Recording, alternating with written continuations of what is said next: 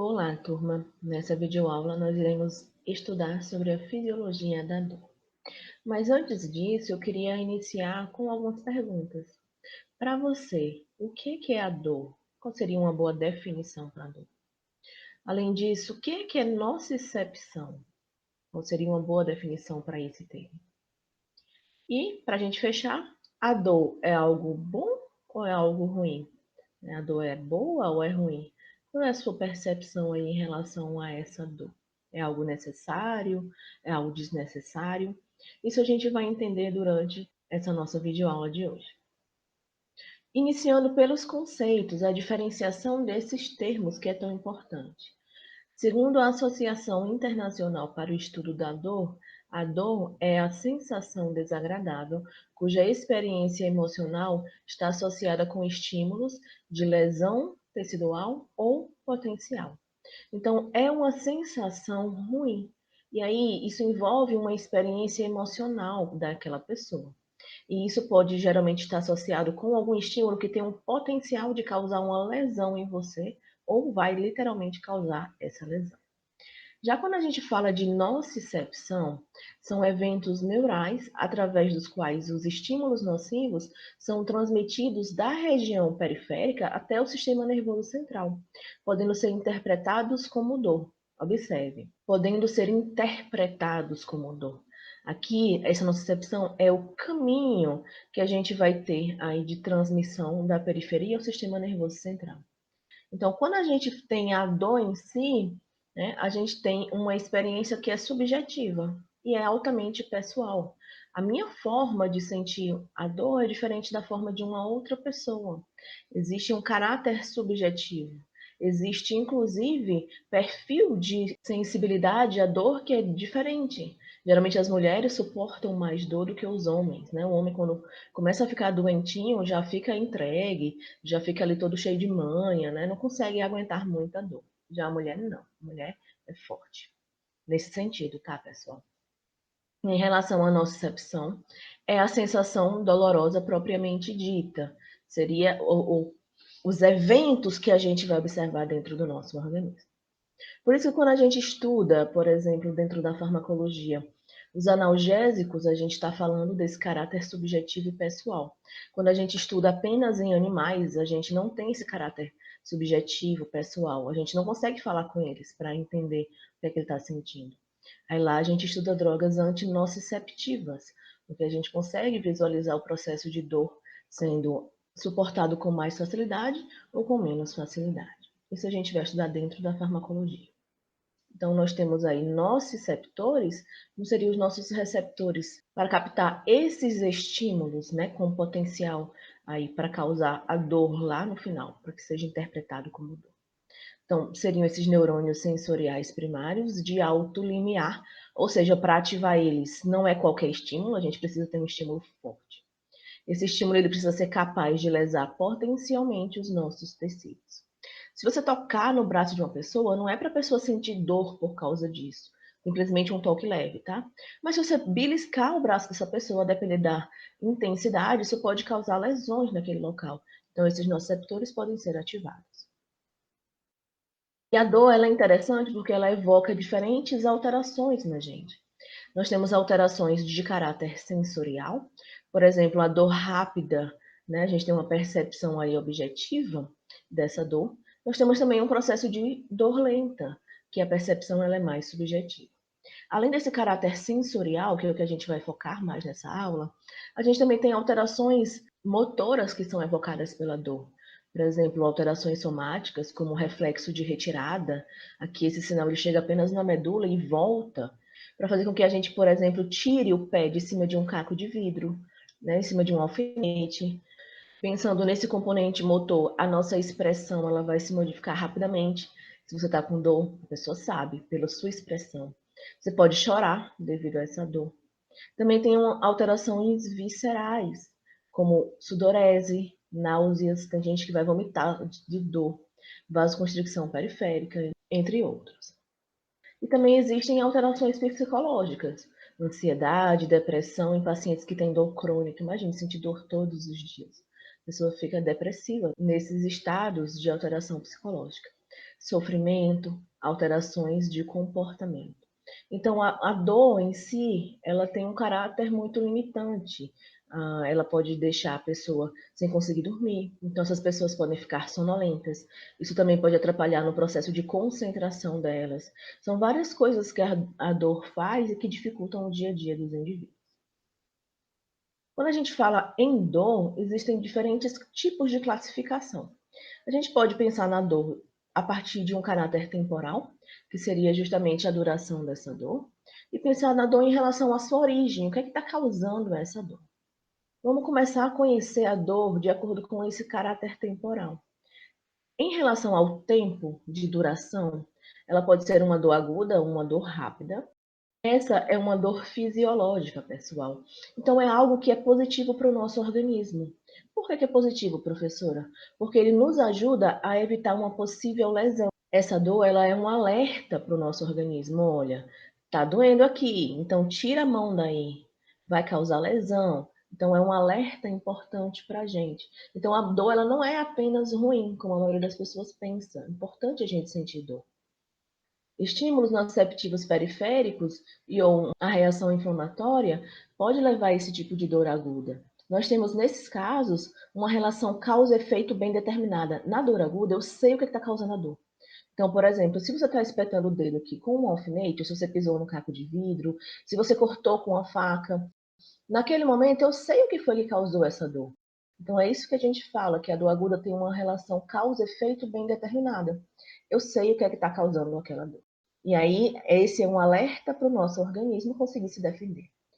Já na dor crônica, que é uma dor lenta, essa dor ela já assume um outro caráter, um caráter patológico. Nesses casos aqui, não se apresenta uma relação causa-efeito bem determinada.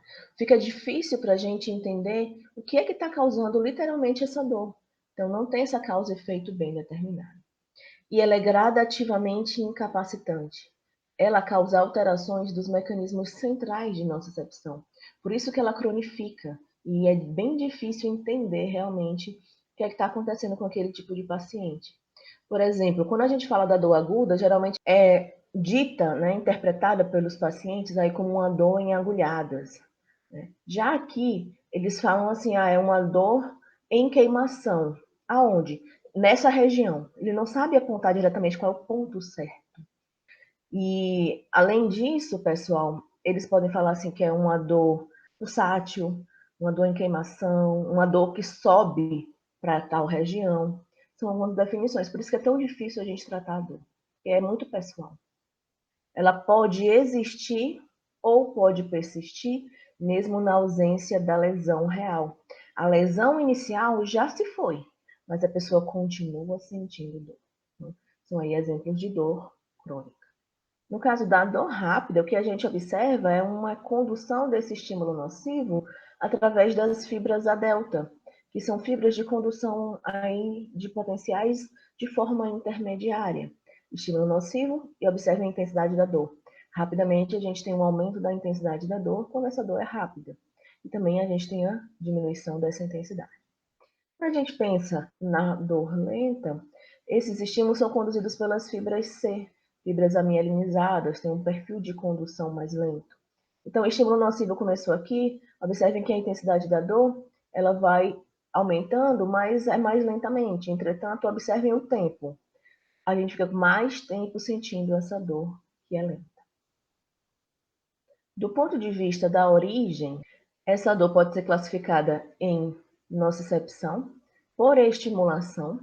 Então, nesse caso aqui, de dor nociceptiva, o tecido normal ele vai ser danificado por algum tipo de estímulo, seja um estímulo de calor, de pressão ou mesmo um corte naquela região. É constante e é bem localizada. E nesse ponto onde a gente teve esse estímulo ou de calor, ou de pressão, ou de corte, existe a ativação dos nossos receptores, que seriam esses receptores para captar esses tipos de estímulos. Observem no caso das queimaduras, a gente tem localmente a danificação de um tecido. Queimadura de primeiro grau acomete a derme, de segundo grau acomete a derme e a epiderme, de terceiro grau acomete derme, epiderme e hipoderme. Só que essa dor nociceptiva também pode ser de caráter aí de dano tecidual, pode ser causada por esse dano tecidual. Nesse caso, a gente teria uma doença que provoca um dano tecidual direto, associado geralmente a processos inflamatórios locais. E isso aumenta a excitabilidade do nosso sistema somatosensorial. Uma das coisas que a gente estuda dentro da patologia é justamente o processo de inflamação. E a gente vê que tem uma mudança naquele local, né, naquele microambiente, como um mecanismo inicial de defesa, né? Mas se a gente tem essa inflamação cronificando, isso aí pode ser ruim para o nosso organismo. E aí, nesse caso, quando a gente tem a inflamação em determinado ponto, isso aumenta a excitabilidade do nosso sistema somatosensorial. No caso aqui, a gente pode exemplificar com artrite reumatoide, que é uma inflamação, é uma doença autoimune, onde a gente observa a inflamação das articulações e a pessoa sente dor devido a esse dano tecidual que vai acontecendo gradativamente.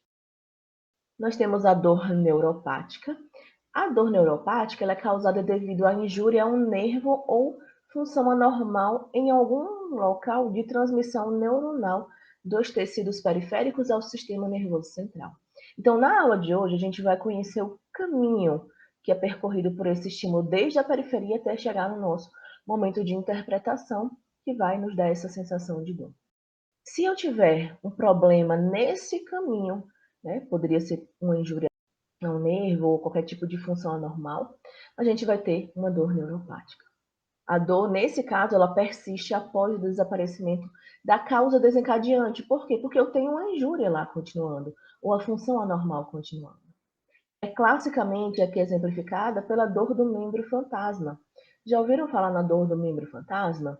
Onde a pessoa amputada, ela sente dor no local onde teria aquele membro que foi amputado. Mesmo depois de ela não ter mais aquele membro, ela sente dor naquele local. E a gente vai voltar a falar um pouco desse processo no final da nossa aula. Temos a dor disfuncional, que é uma dor considerável mesmo na ausência de estímulos nocivos ou de uma inflamação do sistema nervoso. Então, observem esse nome, disfuncional, a pessoa perde essas funções. Essa dor, ela vai surgir, mas não tem estímulo nocivo, não tem inflamação naquele local. Nesse caso, a gente observa uma função anormal do sistema nervoso. Exemplo clássico seria a fibromialgia. Ninguém sabe muito bem o que é que causa aí a fibromialgia. Ninguém bateu o martelo e disse é por causa disso, disso, disso. Existem várias aí, teorias. Mas o que é que a gente observa? A pessoa que tem a fibromialgia, ela tem essa dor disfuncional. Ela tem dor, principalmente nas regiões de articulação, de músculo, de tendões, em todo o corpo. E ninguém sabe direito o que é que está causando aquilo ali. Não é uma inflamação. Qual é o estímulo? E ela fica sentindo essas dores constantemente. Quando a gente imagina as sensações dolorosas, é necessário lembrar um pouquinho desses tipos de receptores que a gente vai ter. Os nociceptores seriam esses receptores para captar esses estímulos que gerariam sensações dolorosas. São terminações nervosas livres, pessoal. Aqui observando nessa região bem próxima à nossa epiderme. São receptores polimodais, tá? Respondem de diferentes formas a diferentes estímulos, sejam eles estímulos térmicos, mecânicos ou estímulos químicos. As fibras, elas são pouco mielinizadas. A delta conduz aí a dor rápida. É mielinizada, mas é uma fibra fina. E a gente tem fibras não mielinizadas, como a fibra C, que conduz a nossa dor lenta. Esses receptores eles são receptores de alto limiar que estão amplamente distribuídos tanto na nossa superfície como também em vísceras. Eles são ausentes no sistema nervoso central e na polpa de vísceras, como por exemplo do fígado. É por isso que os neurocirurgiões eles conseguem fazer esses procedimentos cirúrgicos com a pessoa ainda acordada. Ela recebe tipos de anestesia, mas não tem essa dor. Eles conseguem fazer esse tipo de procedimento porque a gente não tem nociceptores na região do sistema nervoso central. A dor visceral, geralmente ela afeta uma grande área. A dor neuropática é aquela causada por uma injúria na via de condução desses estímulos da periferia até o sistema nervoso central. Irritantes ambientais podem estimular essas sensações dolorosas, como o mentol, as coisas mentoladas, e também aí venenos de artrópodes. Ligantes endógenos podem também ou causar, então seriam substâncias álgicas que causariam a dor, ou sensibilizar esses estímulos dolorosos e facilitar esse processo de condução de dor, como por exemplo histamina, prostaglandinas, aumento de potássio e aumento de prótons naquela região. Isso a gente pode observar nessa imagem, seria aqui uma lesão por uma arma branca. A gente observa, nesse momento da lesão, lembra lá da patologia, quando a gente tem um momento de lesão, a gente tem uma alteração de microambiente. Então, nosso corpo ele vai responder, liberando substâncias. Aqui a gente tem a bradicinina, serotonina, prostaglandina, E2, potássio aumentado, histamina sendo liberada. Tudo isso vai levar à ativação de fibras do tipo C, para a condução desses estímulos, ou fibras do tipo A delta para a condução desses estímulos, para a gente fazer a interpretação dolorosa lá no final. Então, observem que as prostaglandinas aqui, nesse caso do tipo E2, são derivadas do ácido araquidônico. O ácido araquidônico está envolvido ali no nosso processo de inflamação. Por quê? Através da ativação da fosfolipase E2, ela vai clivar aqueles fosfolipídios de membrana, como a fosfatidilcolina e a fosfatidiletanolamina, liberando o ácido araquidônico que sofre a ação da ciclooxigenase, formando aí as prostaglandinas, as prostaciclinas e o tromboxano. Nesse caso, a prostaglandina E2, ela vai auxiliar, melhorar essa sensibilidade aí, facilitar essa passagem desse estímulo doloroso. Então, nessa aula, eu separei o trajeto dessas sensações dolorosas até a nossa percepção final, tá? Percepção central e as formas de modulação, porque fica mais fácil se a gente for vendo etapa por etapa. Então, nessas etapas, a gente vai iniciar com a transdução desse estímulo nocivo, captação lá pelos nossos receptores, condução pelos neurônios sensoriais aferentes primários, a transmissão para esses neurônios de projeção secundária, a percepção central que a gente faz e também mecanismos de modulação da transmissão. A gente modula a transmissão aqui dessas sensações dolorosas, através de interneurônios inibitórios e também de interneurônios excitatórios. Vamos iniciar pela transdução sensorial, que seria esse ponto aqui inicial. Nesse caso, a gente precisa fazer a excitação dos neurônios primários para que eles possam fazer em seguida a transmissão ao sistema nervoso central. E como é que a gente faz isso? Como é que a gente consegue ativar esses nossos neurônios primários? Então, são diversos tipos de estímulos que vão ativar esses neurônios, tá? A gente tem estímulos químicos, por exemplo, aqui, atuando em receptores, sejam eles ionotrópicos ou receptores metabotrópicos, tá? Podem ser ativados, por exemplo, receptores ionotrópicos que são sensíveis aí a mudanças de pH, receptores como os P2X, que são receptores ionotrópicos para o ATP, P2Y, que são receptores metabotrópicos para o ATP, e os receptores de bradicinina, B1 e B2. Nesse caso, a ativação desses receptores vai levar a um influxo de cálcio e de sódio, ou seja, vai aumentar a concentração desses cátions nesse terminal aqui sináptico. Isso gera um potencial gerador, né, que vai levar essa despolarização de membrana, e se alcançar aquele limiar de excitabilidade do canal de sódio dependente de voltagem, a gente pode ter a geração de um potencial de ação que vai ser propagado. Além desses estímulos químicos, a gente também tem estímulos mecânicos, que podem aqui causar deformação mecânica em receptores, que são os mecanoreceptores, e levar ao influxo de sódio e de cálcio também, podendo seguir esse mesmo caminho. Foi aquele exemplo que eu falei para vocês em relação à questão do beliscão, né? Se a gente beliscar o braço de uma pessoa, a depender da força desse estímulo mecânico, a gente pode levar a essa condução de potencial de ação. E temos também esses estímulos térmicos, que vão ser responsáveis por abrir receptores ionotrópicos do tipo, por exemplo, TRPV1, TRPV2, entre outros tipos aí de receptores, levando a influxo de cargas positivas e propagação de potencial de ação. Pensando nesses transdutores aí, nós temos os termorreceptores, presentes nesses neurônios sensoriais primários, são receptores do tipo potencial transiente, é uma grande família, tá? São chamados de TRPs. Aí a gente tem vários tipos diferentes de TRPs. TRPA1, que é ativado pelo óleo da mostarda. Por isso que a mostarda ela dá uma sensação meio estranha aí pra gente. A questão do TRPM8, que é ativado pelo mentol. As substâncias mentoladas conseguem atuar abrindo esse canal, tá? Aumentando essa transmissão aí de estímulos. TRPV3, que é ativado pela cânfora. TRPV1, que é ativado pela capsaicina e pelo baixo pH. E a capsaicina é a substância que está nas pimentas. Por isso que as pimentas, elas trazem um certo tipo de incômodo. Eu particularmente não sou fã de pimentas. Elas podem levar a dor, né? Devido à presença aí da capsaicina, que abre esses receptores aqui. Potencial transiente do tipo V1, que seria vaniloide.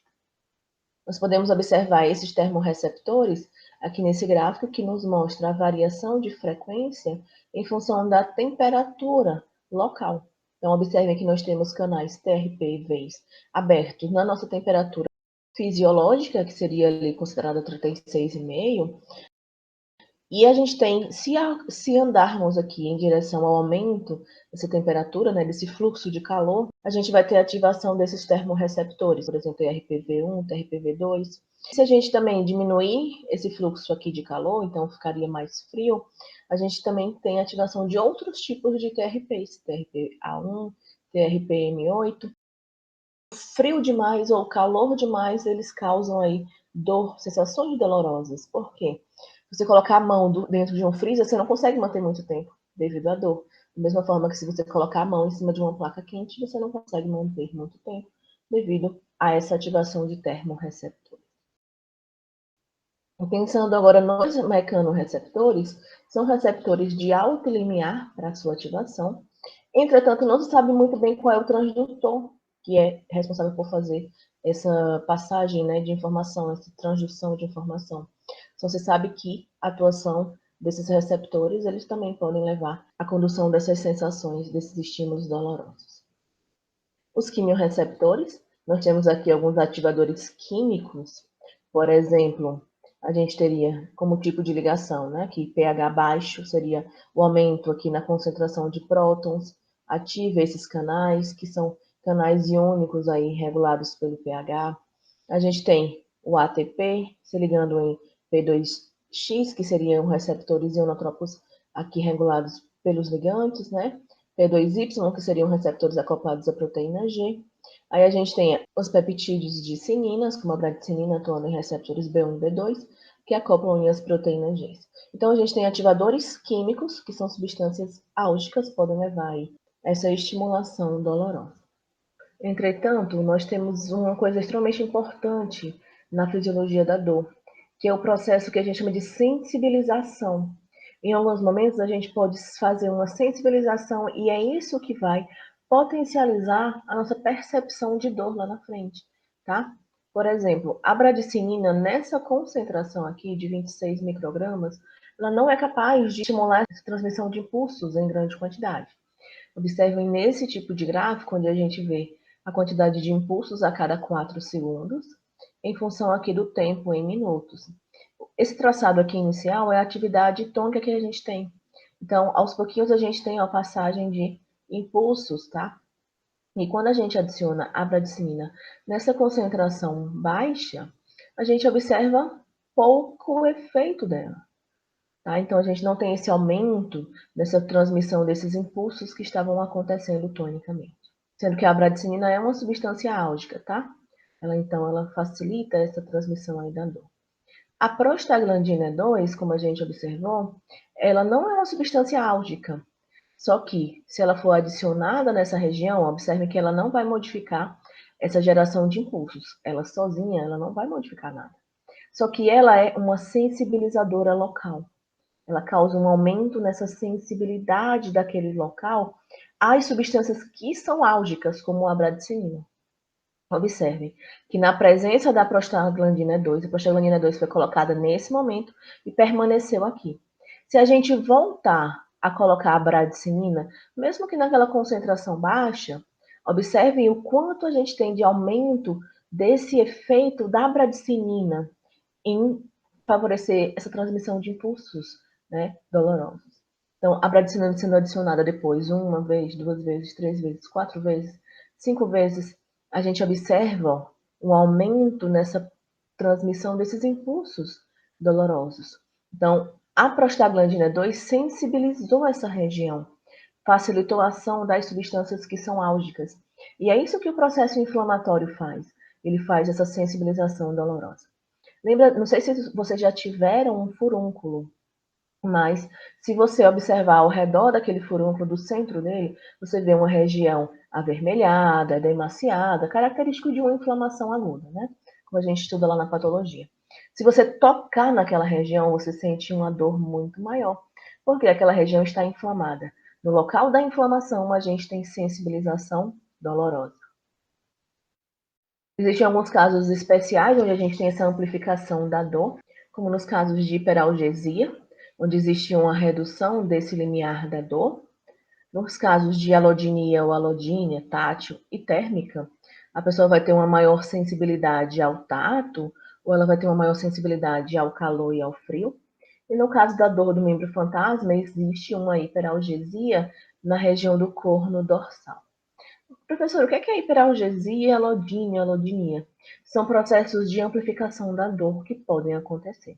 A hiperalgesia é uma reação exagerada que um indivíduo pode ter.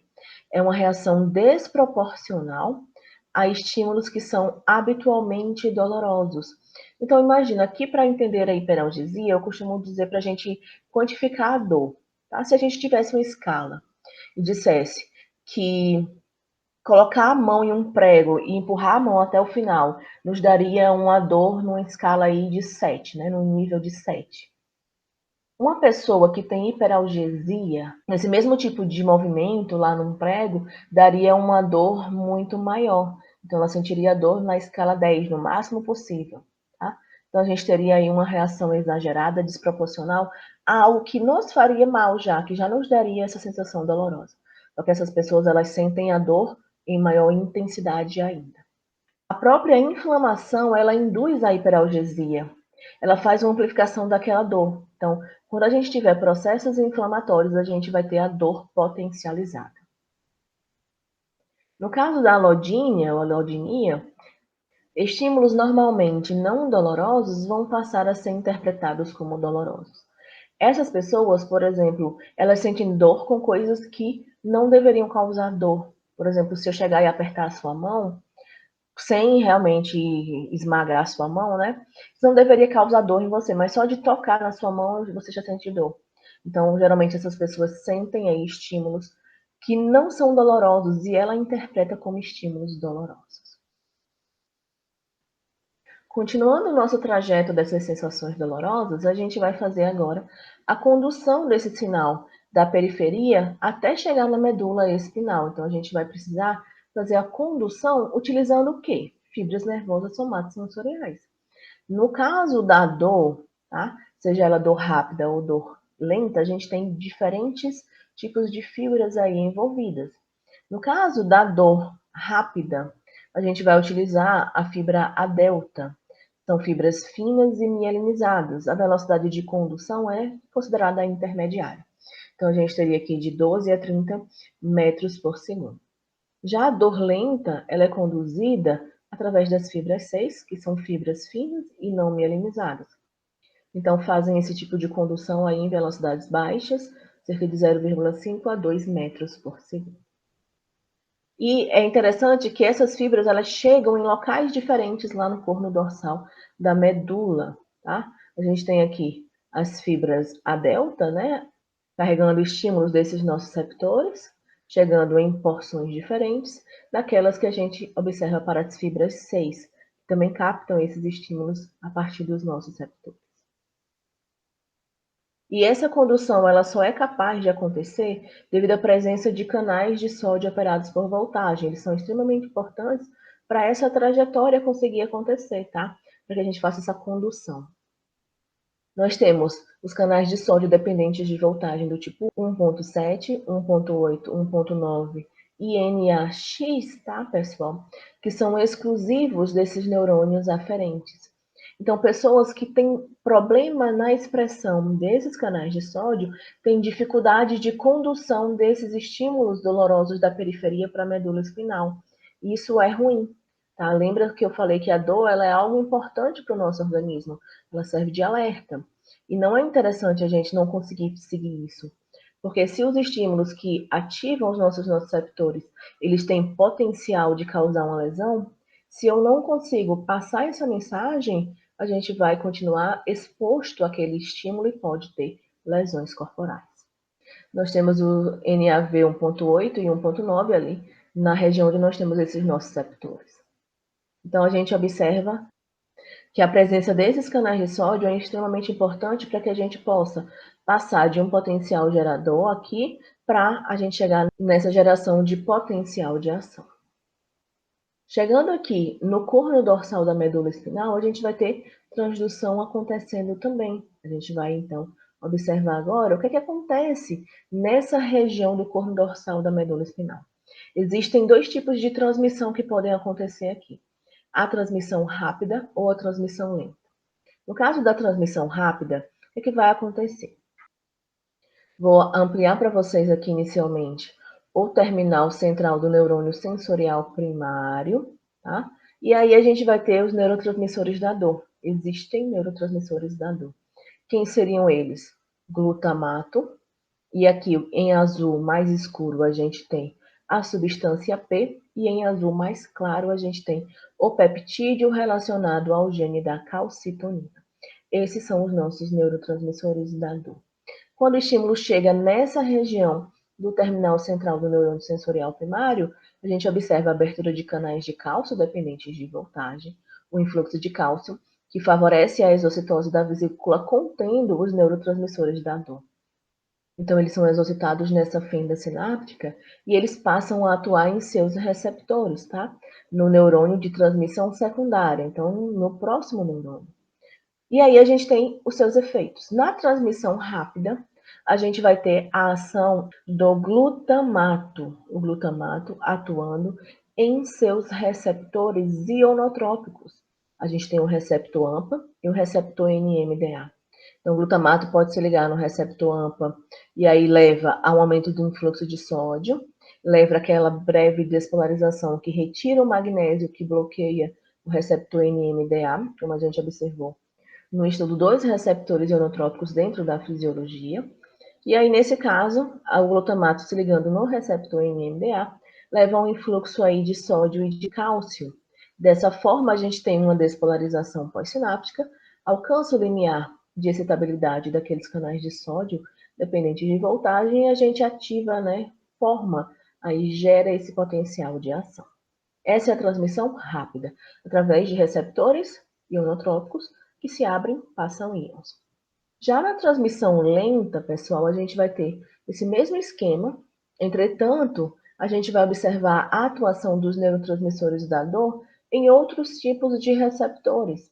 Então, a gente tem o glutamato atuando nos seus receptores metabotrópicos, a gente tem a substância P atuando nos seus receptores, que são receptores de neurocimina, do tipo 1, e o peptídeo relacionado ao gene da calcitonina, atuando em seus receptores, que são os receptores do peptídeo relacionado ao gene da calcitonina, levando a uma resposta moduladora lenta, causando uma despolarização pós-sináptica, alcançando aqui o limiar de excitabilidade daquele canal de sódio dependente de voltagem, gerando um potencial de ação. Então, condução rápida, glutamato pelos receptores ionotrópicos, condução lenta, glutamato nos receptores metabotrópicos, substância P e peptídeo relacionado ao gene da calcitonina nos seus receptores aí, que são metabotrópicos. E nós temos essa condução através de vias ascendentes, que se dirigem lá à região mais superior. Então, a gente tem entrada desses estímulos pela medula espinal, tá, pessoal? Pelo corno dorsal. Observem que a gente tem as fibras cruzando a linha média na região de medula espinal e subindo contralateral. Existem diferentes vias, diferentes tratos, né, para a gente conseguir fazer essa condução ascendente, esses estímulos dolorosos. Tem esse trato chamado de espino talâmico, espino reticular e espino mesencefálico. esse trato espinotalâmico, esse neurônio secundário, ele vai fazer sinapse com o neurônio terciário na região de tálamo, principalmente naquelas regiões ali do núcleo lateral central e do núcleo lateral póstero ventral, que eu prefiro chamar de ventral póstero lateral. E aí daqui esses neurônios de terceira ordem, eles vão se encaminhar com direção ao giro pós-central do córtex parietal, onde a gente tem ali o córtex somatosensorial, né? E aí é interessante observar que nesse caso a gente tem uma discriminação mais fácil da localização dessa dor. Já nesse trato espino-reticular, a gente observa o início semelhante, entretanto, esse neurônio de segunda ordem, ele pode fazer sinapse aqui na região da formação reticular, seja no bulbo ou na região da ponte. Nessa região da ponte, ele vai ativar o neurônio que se projeta para a região talâmica, e do tálamo ele envia sinais tanto para a região do giro pós-central, como para outras regiões de córtex associativo também. Já no espino mesencefálico, a gente observa esse mesmo início, e os neurônios secundários eles chegam aqui à região de mesencéfalo, onde a gente vai ter aí participação de colículo superior, de substância cinzenta periaquedutal, que é também chamada de grísia periaquedutal. A gente vai conhecer alguns detalhes desses tratos.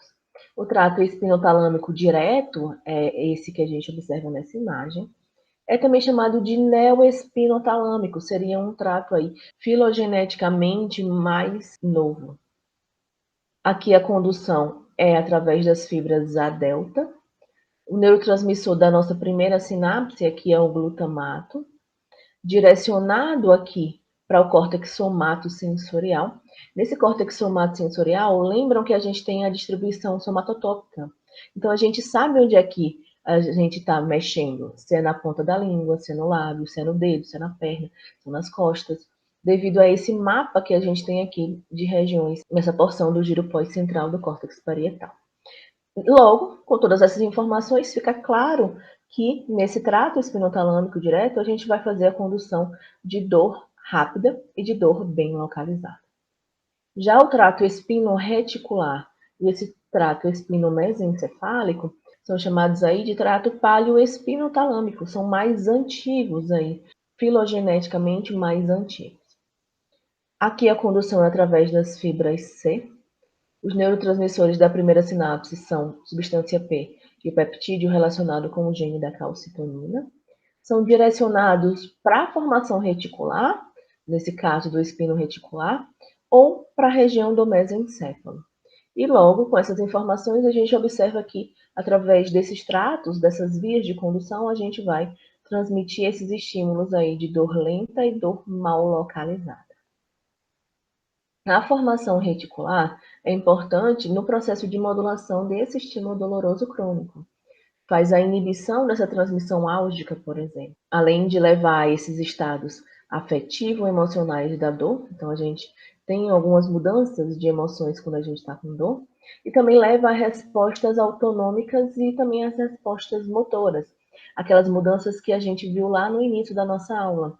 A expressão modifica, você pode chorar, você pode aumentar a sudorese, todas essas alterações aí devem-se a esses locais que a gente tem aqui na formação reticular. A gente tem diferentes núcleos envolvidos com neurotransmissores que fazem esse tipo de modulação.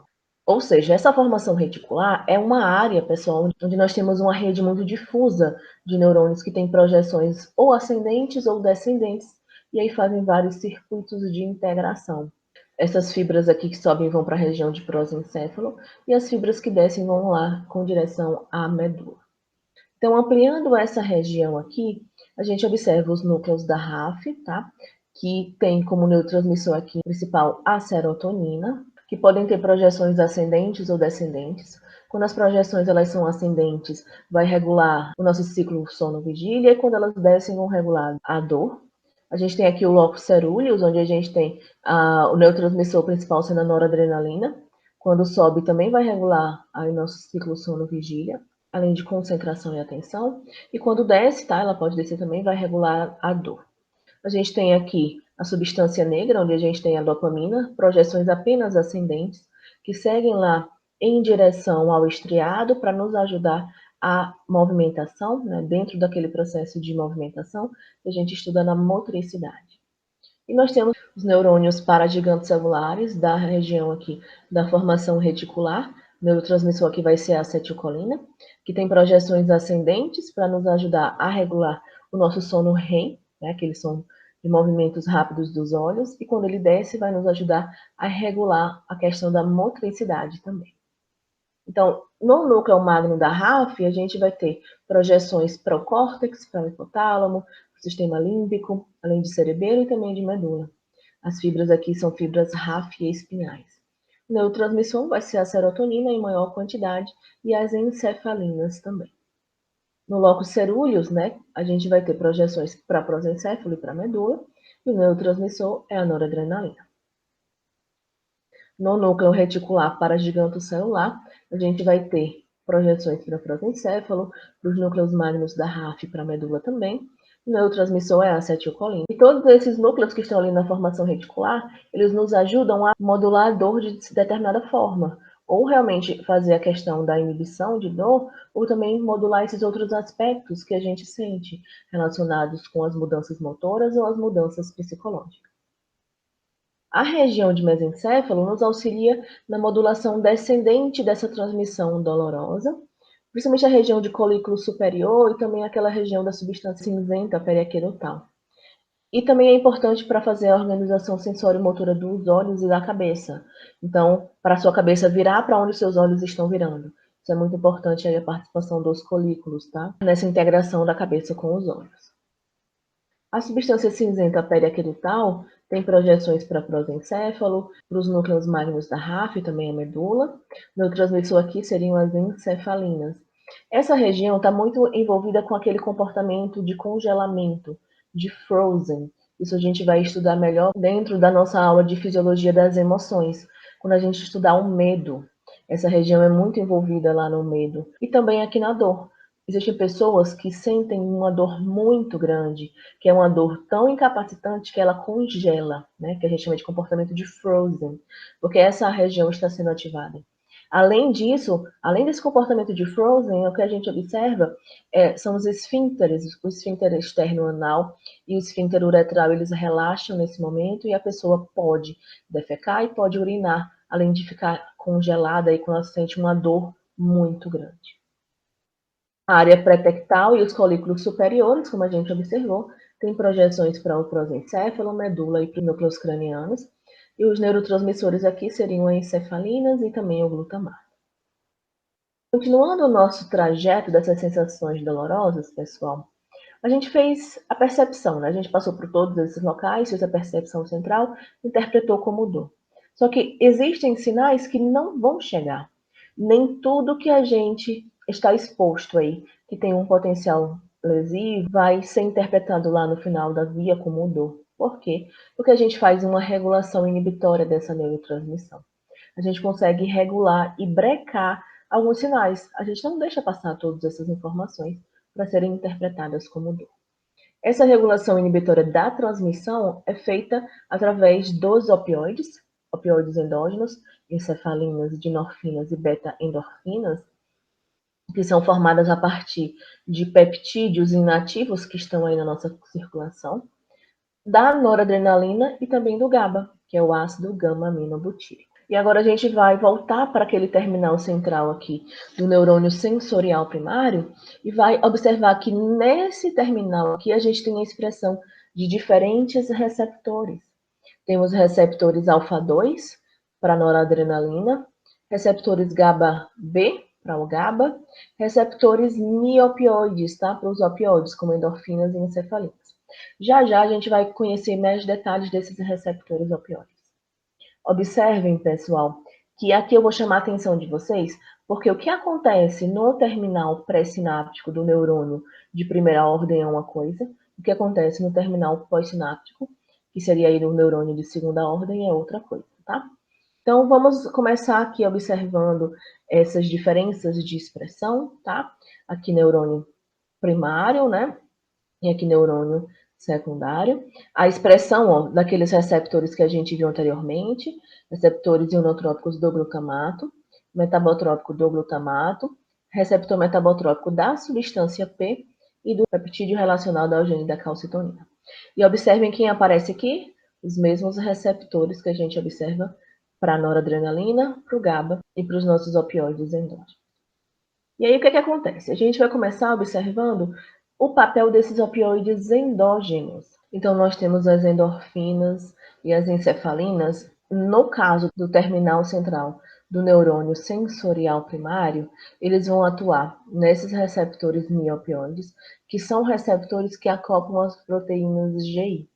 Nesse caso aqui, pessoal, a gente vai ter a subunidade alfa de uma proteína GI inibindo a ciclase de adenilio, diminuindo o AMP cíclico e tal. Mas o que é mais importante nessa região aqui? O dímero beta-gama das proteínas GI conseguem fechar canais de cálcio dependentes de voltagem. Se esses canais de cálcio dependentes de voltagem estão fechados, a gente diminui o influxo de cálcio e, consequentemente, diminui a liberação dos neurotransmissores da dor. Então, os opioides, as encefalinas, dinorfinas, endorfinas, fazem com que a gente diminua a liberação dos neurotransmissores da dor. Por isso que fazem essa regulação inibitória da neurotransmissão. Além disso, ao atuarem em receptores Mi no terminal pós-sináptico, que seria em um neurônio de transmissão secundária, eles ativam esse receptor miopioide, que também acopla as proteínas GI e GO. E nesse caso aqui, pessoal, o dímero beta-gama das proteínas GI abre canal de potássio, em sua maioria, tá? Quando abre canal de potássio, leva ao efluxo de potássio, saída de cargas positivas da célula, o que favorece uma hiperpolarização pós-sináptica, diminuição da abertura dos canais de sódio regulados por voltagem, e dessa forma menos geração de potencial de ação. É por isso que eles diminuem a condução de estímulos dolorosos. Tanto diminuem a liberação dos neurotransmissores da dor, como inibem a condução desses estímulos dolorosos. Aí a gente tem noradrenalina fazendo a mesma coisa, tá? O mecanismo é semelhante, porque os receptores alfa-2 acoplam as proteínas de GI. Então, a gente vai observar isso da mesma forma. É por isso que a gente observa que durante a guerra, no momento das batalhas, a gente tinha ali situações onde os soldados eram feridos, mas eles continuavam lá. E aí eles não sentiam a dor. Quando eles paravam, que eles sentiam a dor. É semelhante ao que acontece quando a gente está fugindo de alguma coisa. Imagine uma situação que te daria dor se fosse mordido por um pitbull. Imagina. Aí no momento de que você está fugindo desse pitbull, ele pode te morder e aí você continua fugindo dele para sobreviver. E ele vem correndo atrás de você, seu sistema nervoso simpático está ativado, noradrenalina e adrenalina elevadíssimo e você continua, mesmo tendo passado por aquele momento onde tinha esse estímulo da dor. Porque a noradrenalina e a adrenalina, elas estão atuando para fazer o quê? A inibição dessa neurotransmissão da dor. Quando você parar, é que você vai começar a sentir a dor, porque a noradrenalina vai baixando e aí esses estímulos dolorosos conseguem ser passados para frente. Além disso, a gente tem o GABA também, atuando em receptores GABA-B, que acoplam as proteínas GI-GO, fazendo a mesma coisa. Além disso, a gente tem o GABA também atuando aqui em receptores GABA-A no neurônio secundário, e esses receptores GABA-A são receptores ionotrópicos, tá? Lembra então que com isso a gente vai ter abertura desses canais aqui, levando a um aumento de influxo de cloreto, né? Então isso também favorece a hiperpolarização pós-sináptica, diminuição dos canais de sódio regulados por voltagem que poderiam alcançar o limiar e diminuição da geração do potencial de ação. Esses receptores opioides, eles acoplam as proteínas G e GO, são os receptores Mi, delta e kappa. Os receptores Mi são muito envolvidos com a analgesia, sedação, diminuição de respiração, diminuição de trânsito do trato gastrointestinal. São mais sensíveis às endorfinas, depois às beta-encefalinas e depois às dinorfinas. Os receptores delta estão envolvidos na analgesia, na diminuição da respiração, diminuição do trânsito do trato gastrointestinal. Ele sendo mais sensível às encefalinas, depois às beta-endorfinas e às dinorfinas. Nós temos os receptores kappa, que também estão envolvidos com analgesia e efeitos psicodislépticos, ou seja, que seriam efeitos de perturbação do nosso sistema nervoso central e diminuição do trânsito do trato gastrointestinal. São mais sensíveis às dinorfinas, depois às beta-endorfinas e encefalinas. E uma outra forma de fazer a modulação negativa da dor, pessoal, é através desse mecanismo de comporta. Na ausência do sinal aqui de entrada das fibras C, nós temos interneurônios inibitórios tonicamente ativados. Então, eles são inibitórios e ficam inibindo esse neurônio, que seria aí a via ascendente da dor. Então, nenhum sinal vai ser encaminhado para o encéfalo. Então, eles ficam constantemente inibindo esse tipo aí de propagação de estímulos para a via ascendente da dor. Quando a gente tem uma dor intensa, olha que interessante. As fibras 6, elas vão ser ativadas. E o que é que elas fazem?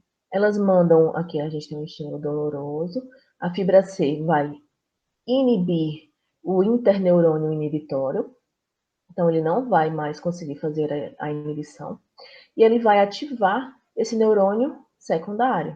E aí a gente vai ter esse estímulo doloroso, intenso, sendo encaminhado para a região do encéfalo.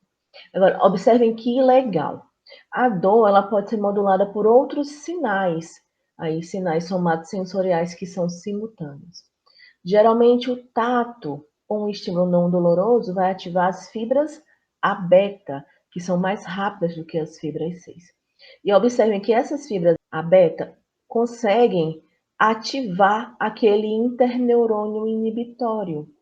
Olha que interessante. Então, o estímulo doloroso vai passando, inibindo em partes esse interneurônio aqui inibitório, enquanto que estímulos somatosensoriais conseguem ativá-lo. E aí fica um jogo, tá? Ativa uma parte, inibe um pouquinho, vai ativando, inibindo.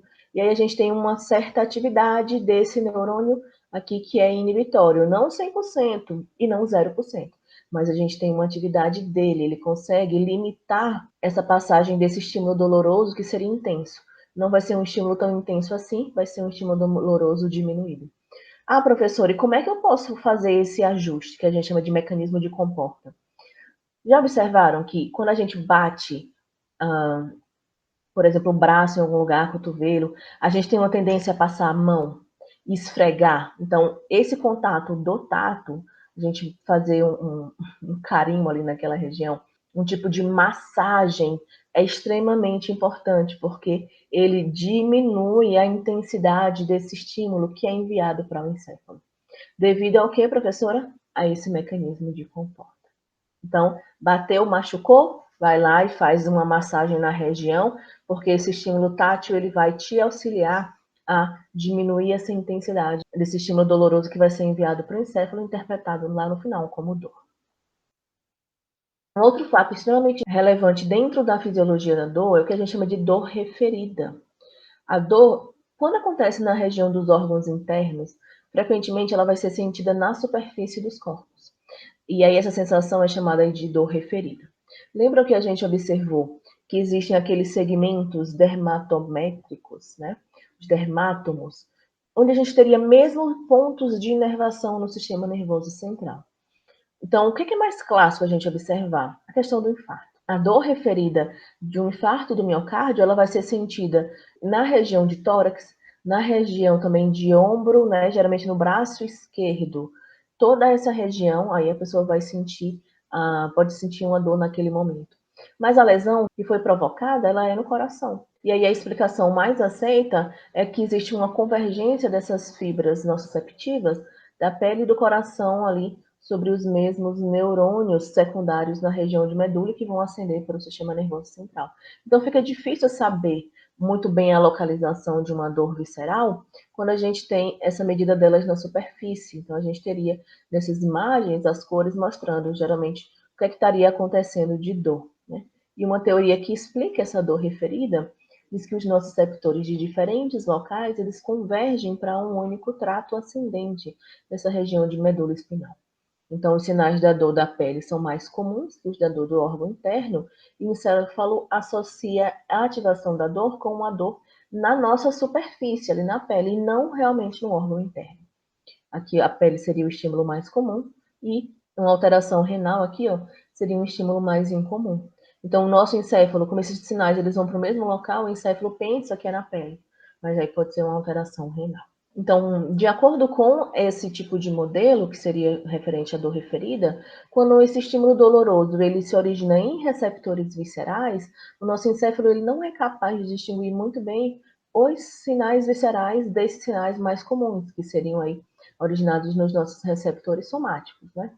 E, consequentemente, a dor é interpretada como proveniente de regiões somáticas e não das regiões viscerais. Por isso que é tão difícil para a gente localizar essa dor quando ela tem um aspecto aí visceral. E para a gente fechar nossa aula de fisiologia da dor, a gente observa aquela questão da dor do membro fantasma, que é bem comum. Indivíduos que são amputados, eles têm uma mudança nesse mapa que a gente tem aqui somatotópico na região do giro pós-central do córtex parietal. Então, existem adaptações. Aquele local que você deixa de utilizar, ele perde espaço e outras regiões que estavam perto começam a suprir aquela região, né? Começam a modificar e abranger outras regiões. Então, a gente vê modificações estruturais naqueles mapas somatotópicos. Então, aqui nessa região, observem, regiões do córtex ativadas durante a tarefa de franzir o lábio em uma pessoa que não teve nenhum membro amputado, tá? Algumas regiões são ativadas. E no caso de uma pessoa que tem ali a dor do membro fantasma, observem que houve uma mudança nessas estruturas do seu mapa somatotópico. Então, ao franzir o lábio, outras regiões podem ser ativadas. Por exemplo, aqui foi uma amputação de mão. A própria região da mão pode ser ativada. Então, a pessoa pensa que tem algum tipo de estímulo acontecendo ali e não tem. É apenas esse tipo de modificação cerebral que faz esse tipo de interpretação diferente, tá? Aqui, mão e braço amputados, essas áreas vão ser ativadas quando a gente tiver, por exemplo, movimentação de lábio, porque possivelmente essa região da boca, por estar próximo, chegou e começou a ganhar esses outros espaços. Então, a gente vai fazendo modificações. Isso é que justifica esse surgimento aí da dor do membro fantasma. Bom, turma, então dessa forma a gente chega ao final da nossa aula de fisiologia da dor.